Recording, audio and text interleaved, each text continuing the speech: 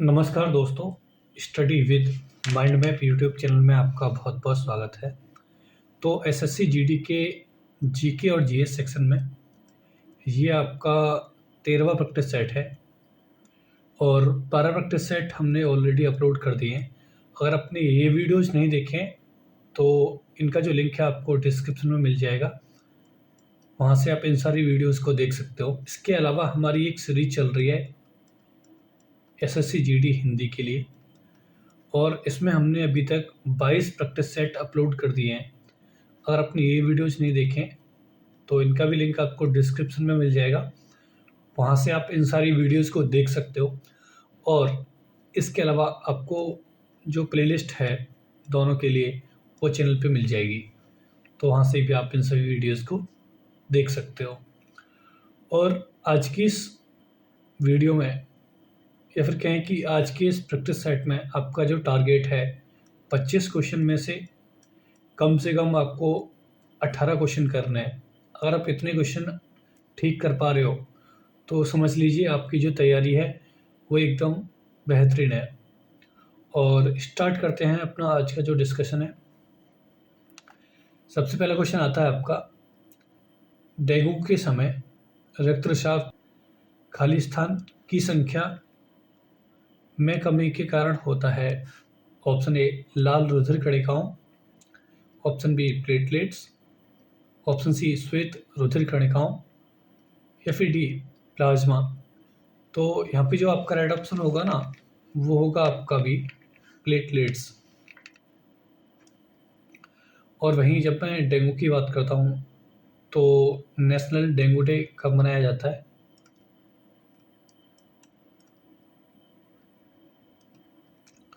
तो ये मनाया जाता है आपका 16 मई को। और जो डेंगू होता है वो किस मच्छर के काटने से होता है? तो वह आपका एडिज इजिप्टी। और अगले क्वेश्चन आता है आपका, प्रसिद्ध महाकाव्य पद्मावत किसने लिखा? Option A Malik Muhammad Jayasi, option B Amir Khusro, option C Abul Fazl या फिर डी मोइनुद्दीन चिश्ती। तो यहाँ पे जो आपका राइट ऑप्शन होगा ना वो होगा आपका ए मलिक मोहम्मद जयसी। और वहीं जब मैं बात करता हूँ अमीर खुसरो के बारे में तो इनका जो असली नाम था वो था अबुल हसन, और इनको तोताए हिंद के नाम से भी जाना जाता है।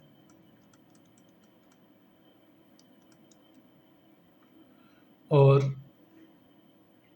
इनके जो गुरु थे वो थे निजामुद्दीन औलिया।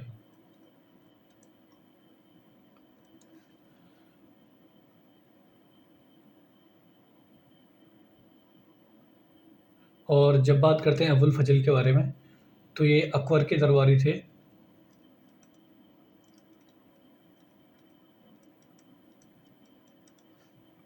और इन्होंने कुछ पुस्तकें लिखी और इनमें थी आपकी अकबरनामा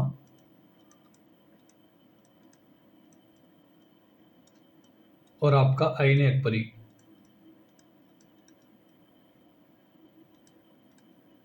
ये पुस्तकें अबुल फजल के द्वारा लिखी गई।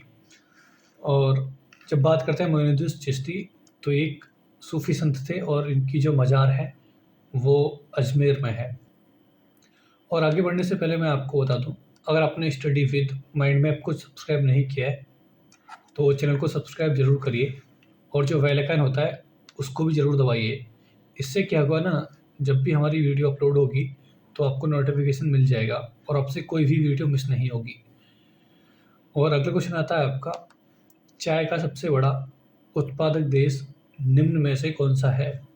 Option A Bharat, option B तुर्की, ऑप्शन सी चीन, ऑप्शन डी ब्राज़ील। तो यहाँ पे जो आपका राइट ऑप्शन होगा ना वो होगा आपका सी चीन। और जब भी मैं बात करता हूँ भारत में सबसे बड़ा चाय का उत्पादक राज्य कौन सा है तो है आपका असम। और मैं पूछता हूँ आपसे कि सबसे पहले जो जीआई टैग है वो किसके लिए मिला? तो वो मिला था आपका चाय के लिए। और कहाँ की चाय थी वो? वो थी आपकी दार्जिलिंग की चाय।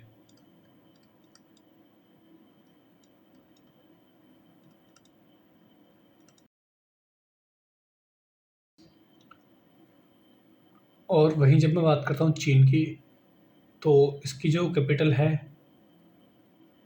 वो है बीजिंग। और यहाँ की जो करेंसी है वो है युआन, या फिर कहें चाइनीज युआन।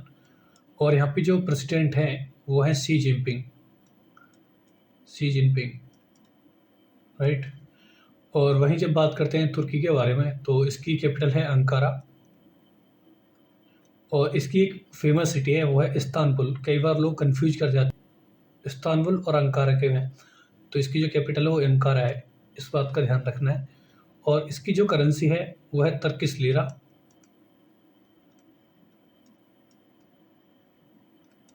और यहाँ पे जो प्रेसिडेंट हैं वो हैं आपके रेसिप तैयपी एर्दोगान। और जब ब्राज़ील की बात करते हैं, तो इसकी जो कैपिटल है वो है ब्राज़ीलिया। और इसकी जो करेंसी है वो है रियाल, या फिर कहें ब्राज़ीलियन रियाल। और यहाँ पे जो प्रेसिडेंट हैं वो है आपके लुइज सिल्वा। और मैं ये सब क्यों बता रहा हूँ, कैपिटल, करेंसी, प्रेसिडेंट, क्योंकि ये एग्ज़ाम में पूछे जाते हैं डायरेक्टली। और यहाँ से आपका एक क्वेश्चन कम से कम बन जाता है। तो ये सभी चीज़ें एग्ज़ाम के प्रोस्पेक्ट से बहुत ही ज़्यादा इम्पोर्टेंट है। और अगला क्वेश्चन आता है आपका, एनएसएसओ का पूर्ण रूप क्या है? Option A national sample survey संगठन, option B national sale service संगठन, या फिर सी नेशनल सोशल सर्विस संगठन, या फिर डी नेशनल स्टैटिस्टिकल सर्वे संगठन। तो यहाँ पे जो आपका राइट ऑप्शन होगा ना, वो होगा आपका ए नेशनल सैंपल सर्वे संगठन। और वहीं जब मैं बात करता हूँ इसके कि ये किस मिनिस्ट्री के अंदर आता है, तो ये आता है आपका मिनिस्ट्री ऑफ स्टैटिक्स। और इसके जो मिनिस्टर हैं वो कौन है? तो इसके जो मिनिस्टर हैं वो हैं राव इंद्रजीत।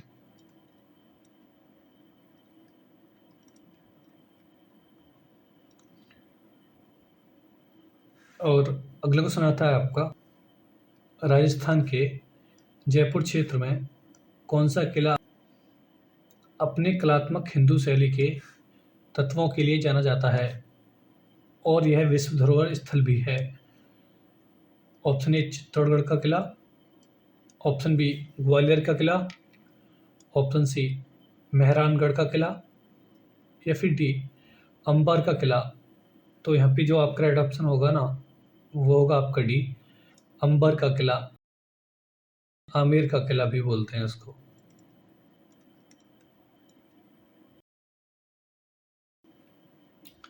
और अगला क्वेश्चन आता है आपका, निम्न में से किस देश की सकल राष्ट्रीय आय की स्थिति भारत की तुलना में बेहतर है?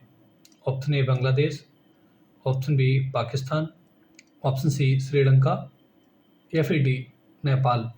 तो यहाँ पे जो आपका राइट ऑप्शन होगा ना, वो होगा आपका सी श्रीलंका। वहीं जब बात करते हैं श्रीलंका की, तो इसकी जो कैपिटल है वो है आपका श्री जयवर्धनेपुरम।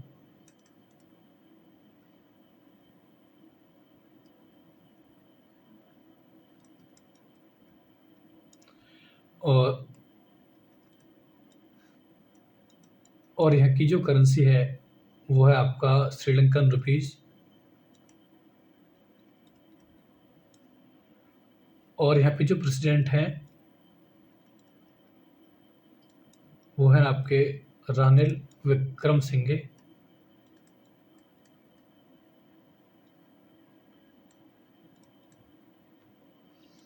और यहाँ पे जो पीएम है वह है आपके दिनेश वनवर्धना।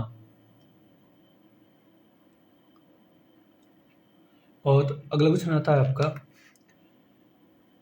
राज्यसभा का अध्यक्ष कौन होता है?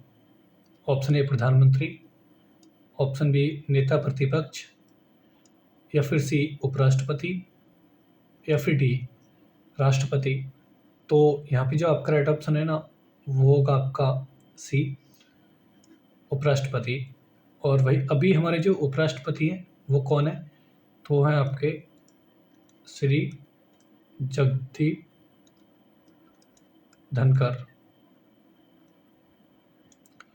और पीएम है हमारे नरेंद्र मोदी।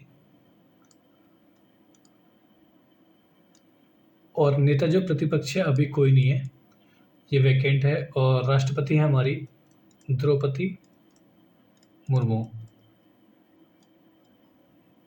और अगला क्वेश्चन आता है आपका, भारत की सबसे लंबी उन्नत एलिवेटेड रोड में स्थित है? Option A Ghaziabad, option B Varanasi, option C Agra, option D Lucknow. तो यहाँ पे जो आपका राइट ऑप्शन होगा ना, वो होगा आपका ये गाजियाबाद। और ये आता है आपका एनसीआर रीजन में, नेशनल कैपिटल रीजन। और अगला क्वेश्चन आता है आपका, दुनिया की पहली भूमिगत रेलवे प्रणाली में शुरू की गई? Option A Washington, option B London, option C Moscow, या फिर डी पेरिस। तो यहाँ पे जो आपका राइट ऑप्शन होगा ना, वो होगा आपका बी लंदन। और अगला क्वेश्चन आता है आपका,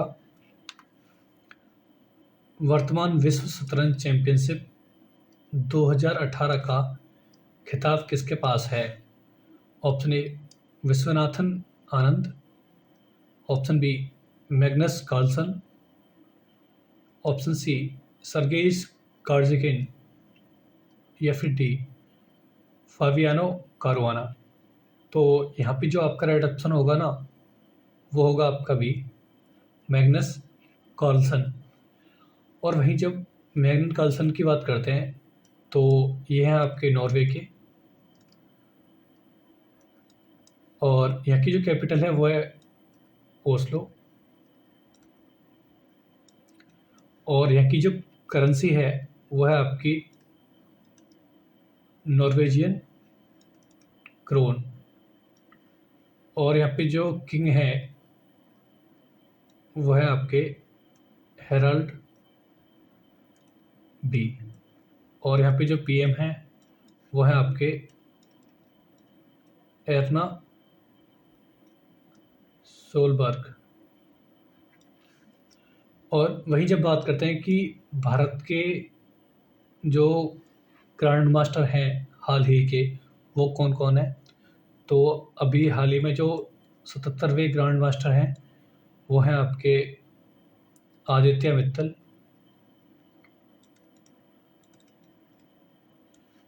76वें हैं आपके वी प्रणव, और 75वें हैं आपके राहुल श्रीवास्तव। और अगला क्वेश्चन आता है आपका, निम्न में से कौन सी एक खरीफ की फसल नहीं है?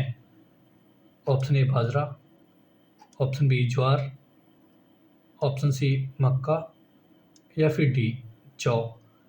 तो यहाँ पे जो आपका राइट ऑप्शन होगा ना, वो होगा आपका डी जौ। और वहीं जब हम बात करते हैं रबी क्रॉप्स के बारे में, तो इनकी जो बुवाई है वो होती है अक्टूबर में, और इसकी जो कटाई है वो होती है आपकी मार्च में। इसके अंदर जो फसलें आती हैं इसमें है आपका गेहूँ, जौ, चना, आलू, मसूर, अलसी, मटर, सरसों। ये सभी आपके रबी क्रॉप्स के अंदर आते हैं। और वहीं जब बात करते हैं खरीफ क्रॉप्स, तो इनकी जो बुवाई है वो होती है जुलाई में, और इनकी जो कटाई है वो होती है अक्टूबर में। और इसके अंदर आते हैं आपके चावल, मक्का, ज्वार, बाजरा, मूंग, सोयाबीन, उड़द, तुअर, जूट, ये सभी आपके खरीफ क्रॉप्स के अंदर आते हैं। अगला क्वेश्चन आता है आपका, 22 दिसंबर को के रूप में मनाया जाता है। ऑप्शन ए राष्ट्रीय विज्ञान दिवस, या फिर ऑप्शन बी राष्ट्रीय गणित दिवस, या फिर सी राष्ट्रीय तकनीकी दिवस, या फिर डी राष्ट्रीय साक्षरता दिवस। तो यहाँ पे जो आपका राइट ऑप्शन होगा ना, वो होगा आपका बी राष्ट्रीय गणित दिवस। और वहीं जब बात करते हैं राष्ट्रीय विज्ञान दिवस, तो ये मनाया जाता है आपका 28 फरवरी को, जो कि होता है आपका डॉक्टर सी.वी. रमन का बर्थडे। और वहीं जब बात करते हैं राष्ट्रीय तकनीकी दिवस, तो ये मनाया जाता है आपका 11 मई के लिए। और जो आपका राष्ट्रीय साक्षरता दिवस है, ये मनाया जाता है आपका 8 सितंबर को। और वहीं हम जब बात करते हैं दिसंबर के जो महत्वपूर्ण दिवस हैं, वो कौन कौन से हैं, तो इसमें सबसे पहला आता है आपका 1 दिसंबर, जो कि है आपका वर्ल्ड्स एड्स डे। फिर आता है आपका 2 दिसंबर, और इसको होता है आपका वर्ल्ड कंप्यूटर लिटरेसी डे। और 3 दिसंबर को होता है आपका वर्ल्ड कंजर्वेशन डे। और 4 दिसंबर को होता है हमारा नेवी डे। और 10 दिसंबर को होता है ह्यूमन राइट डे। और 11 दिसंबर को होता है आपका इंटरनेशनल माउंटेन डे। और 18 दिसंबर को होता है इंटरनेशनल माइग्रेंट डे। और 20 दिसंबर को होता है आपका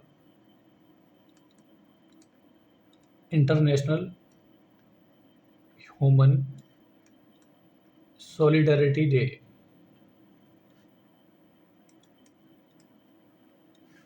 और 23 दिसंबर को होता है आपका किसान दिवस। तो ये सभी इम्पोर्टेंट डेज हैं आपके दिसंबर के, जिनको आपको याद रखना है। और अगला क्वेश्चन आता है आपका, द्वितीय गोलमेज सम्मेलन में हुआ। ऑप्शन ए दिसंबर 1930, ऑप्शन बी दिसंबर 1929, या फिर सी दिसंबर 1931, या फिर डी दिसंबर 1932। तो यहाँ पे जो आपका राइट ऑप्शन होगा ना, वो होगा आपका सी दिसंबर 1931। और वहीं जब बात करते हैं, और पहला जो गोलमेज सम्मेलन था वो कब हुआ, तो ये हुआ आपका 1930 में। और दूसरा हुआ आपका 1931 में। और तीसरी राउंड टेबल कॉन्फ्रेंस हुई आपकी 1932 में। 1932 में ही हुआ आपका एक पूना पैक्ट। और जब बात करते हैं 1931 की, तो 23 मार्च 1931 इस दिन को राजगुरु सुखदेव और भगत सिंह, इन तीनों को फांसी की सजा हुई। और 1931 में ही गांधी इरविन पैक्ट होता है।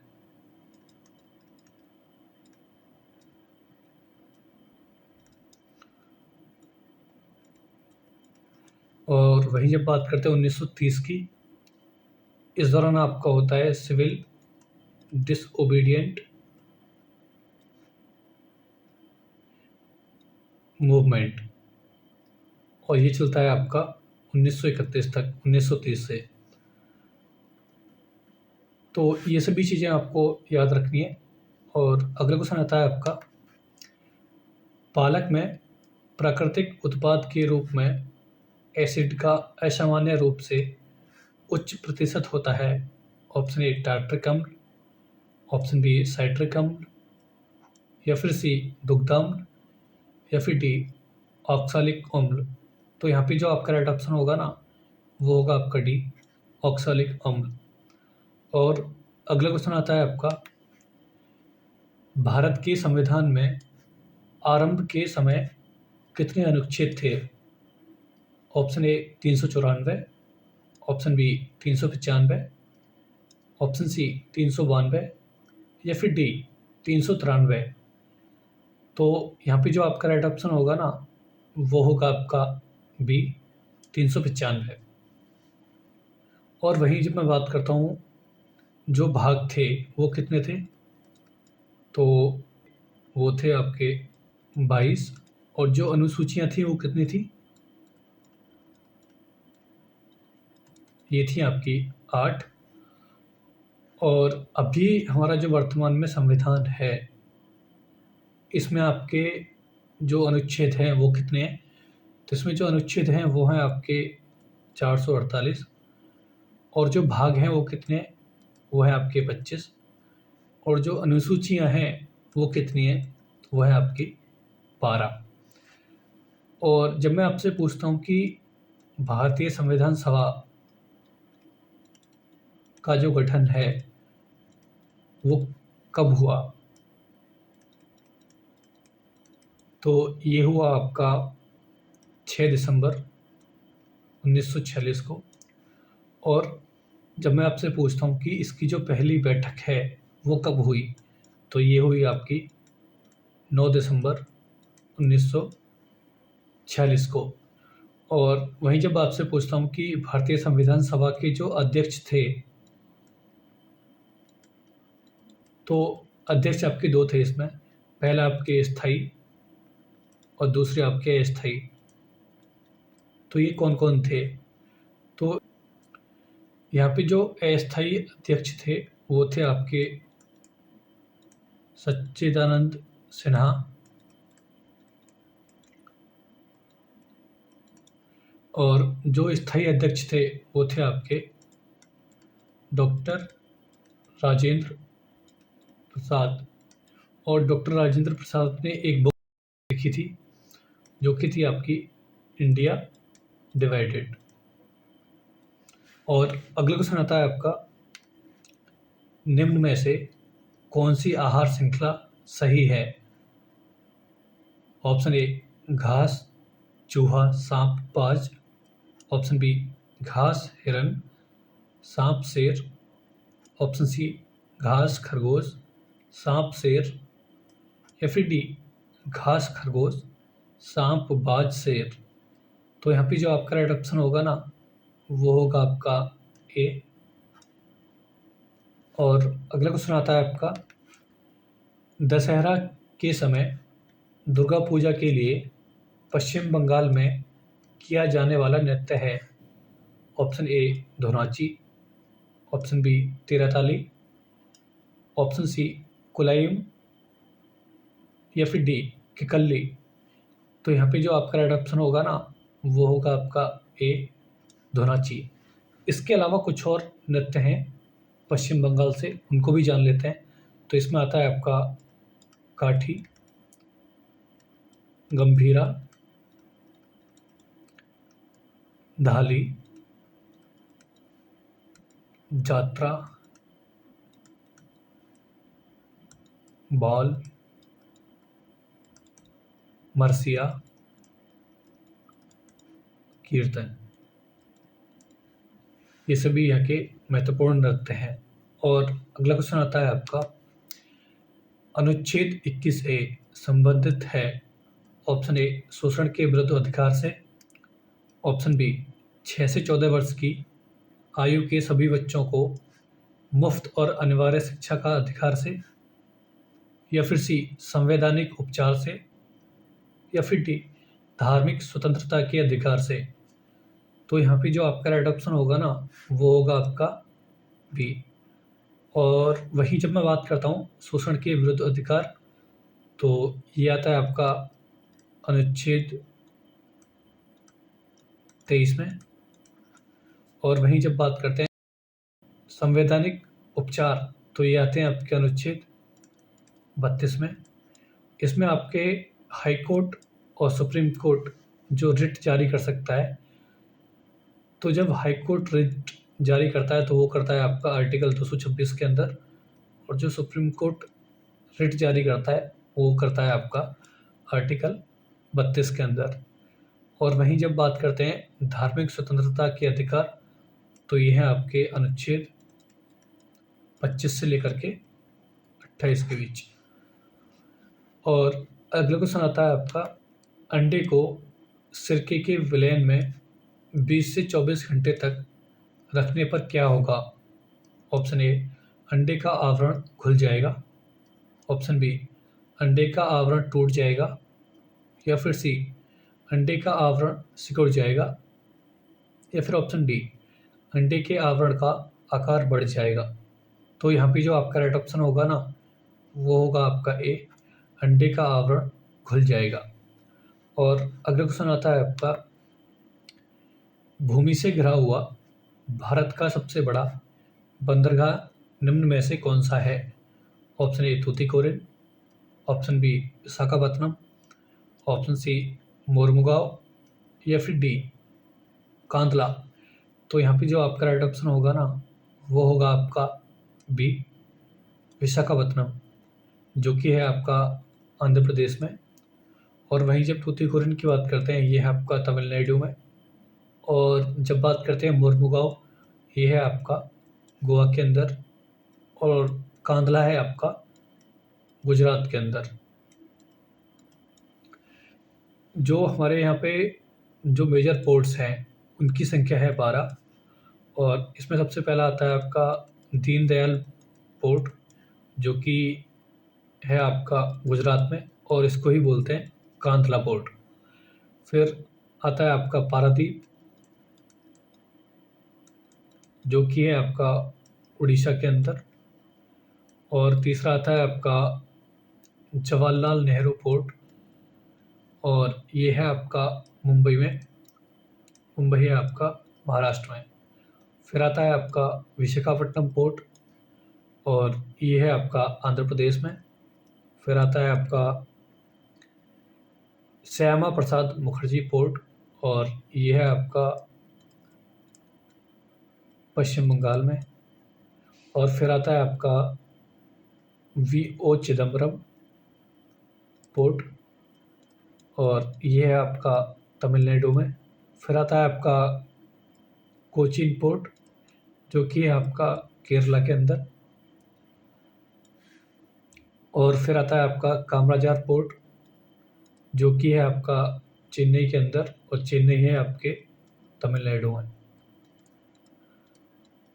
और फिर आता है आपका मोरमुगांव पोर्ट, जो कि है आपका गोवा के अंदर। तो ये सभी इम्पोर्टेंट पोर्ट हैं, इनको याद रखना है। और अगला क्वेश्चन आता है आपका, भारत में 12वीं पंचवर्षीय योजना की अवधि निम्न थी। ऑप्शन ए 2013 से 18, ऑप्शन बी 2012 से 17, ऑप्शन सी 2010 से 15, या फिर डी 2011 से 16। तो यहाँ पे जो आपका राइट ऑप्शन होगा ना, वो होगा आपका बी 2012 से 17। और वहीं जब बात करता हूँ, पहली जो पंचवर्षीय योजना थी, ये कब से कब तक की थी, तो ये थी आपकी 1951 से लेकर के 1956। और इसका जो उद्देश्य था, वो था आपका कृषि क्षेत्र पर। और जब दूसरी की बात करते हैं, तो इसकी थी आपकी अवधि 1956 से लेकर के 1961। और इसमें आपने औद्योगिकरण पे ध्यान दिया, इंडस्ट्रियलाइजेशन।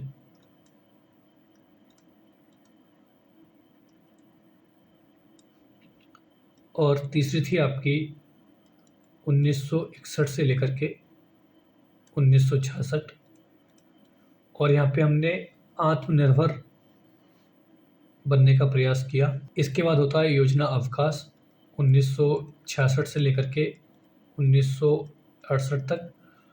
फिर चौथी जो पंचवर्षीय योजना थी वो आई आपकी 1969 में, और ये रही 1974 तक।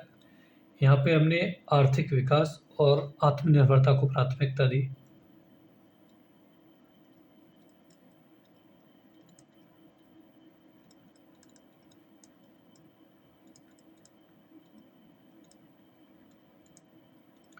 और पांचवी जो पंचवर्षीय योजना थी वो रही आपकी 1974 से लेकर के 1979 तक। और यहाँ पे हमारा जो मोटिव था वो आपकी जो फसल थी एग्रीकल्चर को बढ़ाना और जो गरीबी थी उसको गिराना। और छठी जो पंचवर्षीय योजना थी वो रही आपकी 1980 से लेकर के 1985 तक। और इसमें आपका जो देश की जो आर्थिक हालत थी उस पे ध्यान दिया गया और गरीबी को ख़त्म करने का प्रयास किया गया। और इसी समय जो नाबार्ड था, नाबार्ड की स्थापना हुई। और सातवीं जो पंचवर्षीय योजना थी वो रही आपकी 1985 से लेकर के 1990। और यहाँ पे हमने ध्यान दिया गरीबी पर, रोजगार के नए अवसर,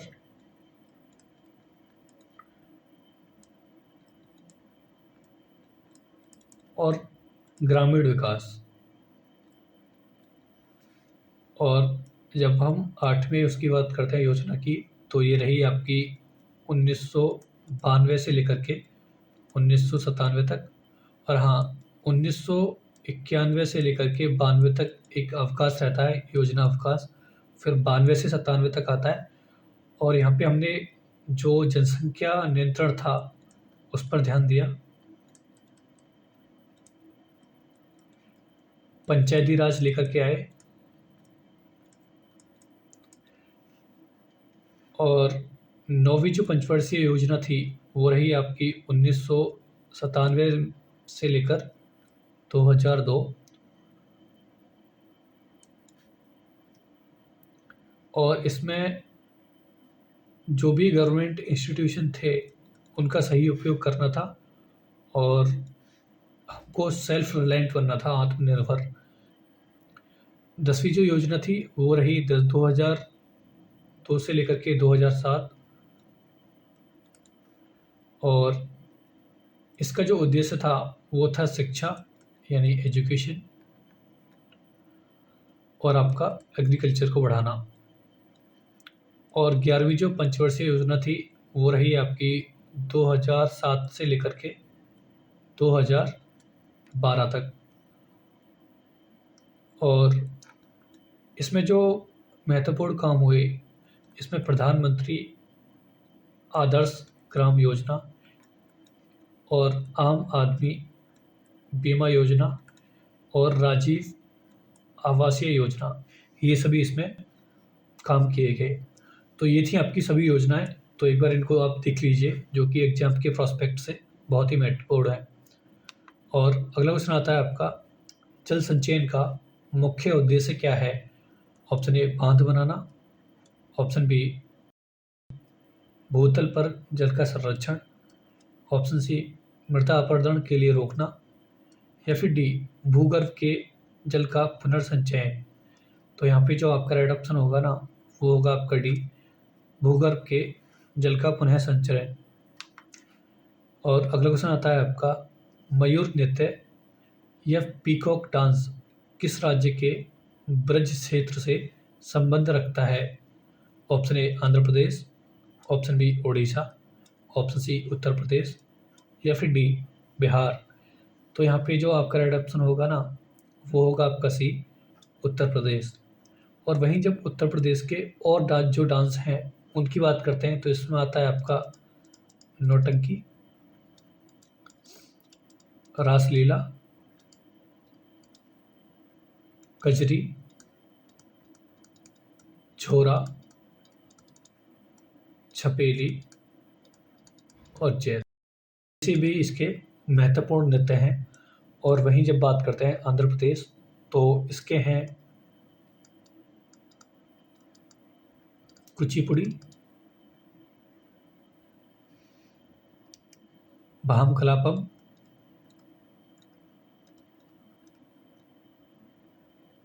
फिर आपका लामबड़ी,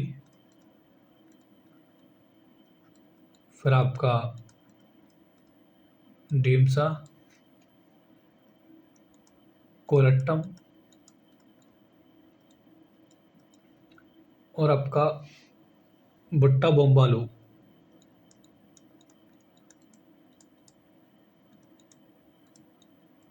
ये सभी इसके महत्वपूर्ण नृत्य हैं। और जब हम बात करते हैं उड़ीसा, तो इसमें आपका एक आता है ओडिसी, जो कि है आपका एक शास्त्रीय नृत्य है, और कुचिपुड़ी भी आपका शास्त्रीय नृत्य है। और फिर आता है इसमें आपका सावरी, घुमारा, पेनका, छऊ। ये सभी उड़ीसा की महत्वपूर्ण नृत्य हैं। और वहीं जब बात करते हैं बिहार, तो इसमें जट जटनी या जट जटिन, बाखो बखेन,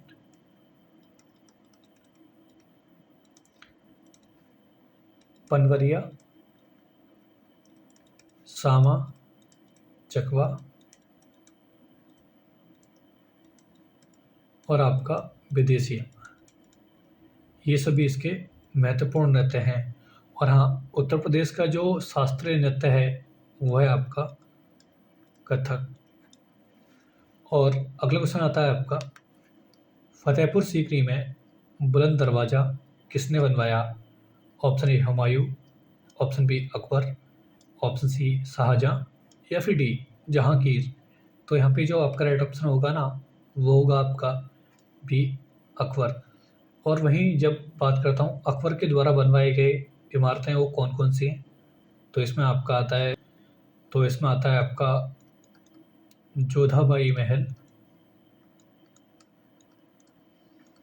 पंचमहल, बीरबल महल,